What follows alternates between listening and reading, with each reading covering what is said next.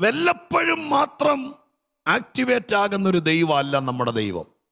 സ്തോത്രം.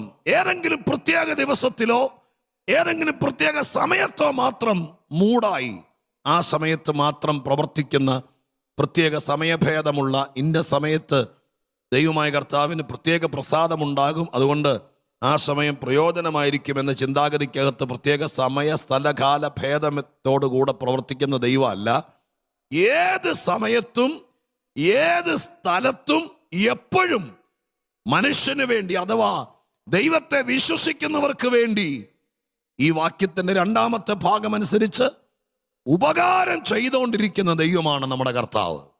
അതുകൊണ്ട് ഇന്ന് പകലിൽ നമ്മുടെ മനസ്സിനോട് ദാവീദ് പറഞ്ഞതുപോലെ പറയണം, നമ്മുടെ ചുറ്റും ആരൊക്കെ നമ്മളെ ദ്രോഹിക്കാനുണ്ടെങ്കിലും നമുക്കൊരു ദൈവമുണ്ട്.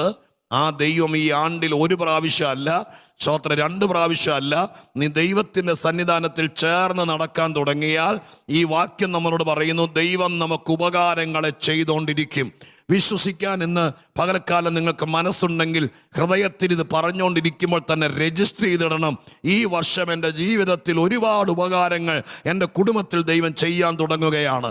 അതിന് നമ്മുടെ ഭാഗത്ത് നിന്ന് എന്തൊക്കെ ചെയ്യാമോ അതെല്ലാം ചെയ്യാൻ നമ്മൾ തയ്യാറായാൽ ഒരു കാര്യം ഞാൻ ഉറപ്പ് പറയാം, ദൈവത്തിൻ്റെ ഉപകാരങ്ങളാൽ നിങ്ങളുടെ വീട് നിറയുന്ന, ദൈവത്തിൻ്റെ ഉപകാരങ്ങളാൽ നിങ്ങളുടെ ജീവിതം ധന്യമാകുന്ന, ദൈവം ചെയ്ത ഉപകാരങ്ങളാൽ ഒരുപാട് അനുഗ്രഹങ്ങൾ നമ്മുടെ വീട്ടിലെത്തുന്ന, ജീവിതത്തിലെത്തുന്ന ഒരു വർഷമാക്കി മാറ്റാൻ 2025 കഴിയും. എങ്ങനെ?